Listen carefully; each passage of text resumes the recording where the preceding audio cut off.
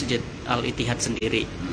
Nah, kalau tidak salah ini adalah salah satu masjid bersejarah di Cibinong, Kabupaten Bogor. Nah, mungkin bisa diceritakan Pak Ji, kira-kira seperti apa sih sejarah dari masjid ini? Ya, jadi masjid ini didirikan oleh salah satu pejuang pertama Kiai Haji Samsudin. Kiai Haji Samsudin itu adalah salah satu pejuang dan juga mewakili pembangunan masjid ini. Kemudian dia meninggal di daerah Banten, Tangerang.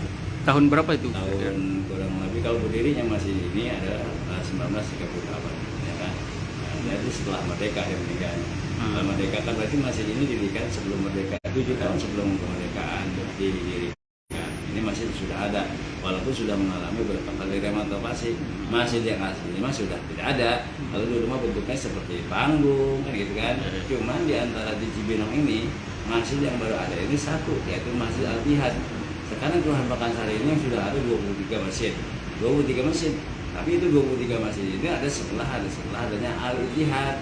Gitu. Yang lain itu belum ada. Kalau kemarin semuanya, maka ya wajar lah kalau disebut dengan masjid yang paling tertua ya. Maka disebut masjidnya Al-Ittihad gitu kan. Karena memang semuanya kemarin. Kan untuk lebih ininya ya memang untuk sejarahnya monumennya sudah ada dibuat kan. Monumennya itu dari Pak Sultanan itu ada monumen perjuangan Kiai Samsudin dalam menghadapi Belanda. Ini memang ya salah satu ya namanya orang yang dekat dengan Allah, jadi dia diberikan kekuatan ataupun diberikan kerjaan. Jadi kalau misalnya itu ya memang sudah mempunyai kelebihan seorang ulama ataupun seorang kiai lah gitu kan di masanya itu untuk memimpin perjuangan. Karena juga di Samsudin sana dia di Al-Nur itu Al-Nur itu sama Samsudin itu satu grup lah, Satu grup ya. satu grup. Iya. Makanya jadi secara itulah menjadikan masjid ini sebagai salah satu masjid yang bisa dikatakan punya sejarah ya kan. Makanya Dengan namanya jadi Masjid Agung ya, Masjid Agung. Kalau Masjid Agung itu memang orang tua sendiri yang main. Oh, orang tua. Nah, secara ini Masjid Agung itu artinya memang pertama ya dari mana-mana kemari kan gitu kan. Oh iya. Ya, kalau secara aturan memang jami ya kan gitu. Iya, Kan iya. ini karena jamaah dari mana-mana. Kalau jami mah kan ikut CRW. Oh iya. Gitu. Ini mah dari Jawa dari mana kemari kalau apa-apa. Jadi sentral juga. Sentral ya. Ini kalau Masjid Agung itu dia masjid yang dibiayai oleh pemerintah. Ya. Masjid Jami, Masjid Besar, Masjid Raya, Masjid Agung, Masjid Istiqlal. Ya. Ini maksudnya Masjid Jami. Jami ya. Cuman nama orang-orang buat namain, apa kan namain lah. Oh, berarti itu kalau nama Masjid Agungnya berarti udah dari dulu? Dari dulu ada. Sejak 1938 itu? Ya belum sih, tapi ini dari Makimah Masjid Jami. Cuma yang namanya oleh orang pendiri masjid ini adalah Masjid Agung. Mengingat jamaahnya dari mana-mana itu aja. Oh, itu makanya Masjid Agung ya? Iya. Oke.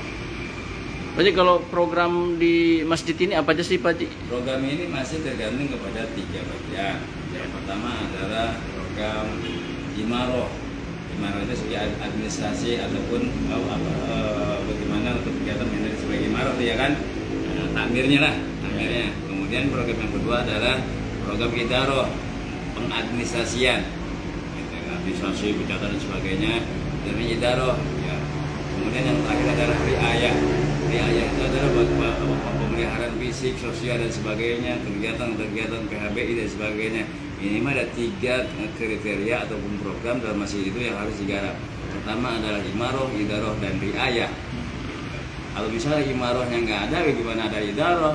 Idarohnya ada, ya harus ada riayahnya atau kegiatan. Makanya di sini sedikit-sedikit ada bergerak dalam bidang riayah. Kendalanya yaitu dana. Dana yang dioptimalkan adalah dana dari infak sedekah jariah masyarakat jamaah dan hari Jumat. Itu di samping sisa operasional yang kita misian bangunan. Itu kemarin itu udah 8 bulan tuh aula tuh sudah 8 bulan ya. Itu modalnya kan 4.200.000. Itu dapat 270 habisnya. Berarti sekarang lagi pembangunan aula ya Pak Ji? MCK aula gedung serbaguna itu nanti jadinya terfokus juga kegiatan kemasyarakatan, kegiatan sosial kemasyarakatan, pelatihan dan sebagainya. Pengajian ada beberapa acara seperti ini bisa untuk mensosialisasikan program kami. Artinya bisa mensosialisasikan, bisa membantu